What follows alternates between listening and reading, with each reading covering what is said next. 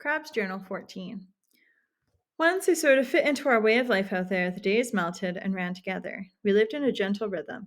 To bed with the sun and up with the sun, or maybe a little earlier on a nice morning to watch the dawn come spreading over the hills and across the lake like red gold syrup. There were days when I forgot where I'd come from. And of course, I refused to think about the future, even when the weather began to turn a little colder. I grabbed a little self respect out of those days too. I was in good shape for the first time ever. I could walk at a good pace all day through the bush. The canoe no longer bullied me on a portage. I flipped it onto my shoulders just like they do in the movies and shuffled along, one arm dangling, the other balancing the craft. I was strong. My limbs felt light and supple. I ate like a starved army.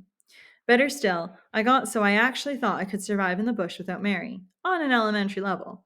Able to find food, vegetable, animal, and fish, build shelter, make fires, even in the pouring rain, cook fairly edible meals. I filed away lots of names for thousands of living things around me. Of course, I was just beginning to tap the huge well of Mary's knowledge, and winter would soon send me packing toward civilization. I knew I'd turned a corner, and my struggle with Silent Sam, too. I was healthier, and the craving came less often and more mildly. And I was bugged more by curiosity than the desire for booze. The mystery pack. It contained answers to the millions of questions I had about Mary. I was sure of that. But just as I feared her angry silence if I asked the wrong questions, I knew that tampering with that pack would kill our relationship. So I tried to put my curiosity behind me.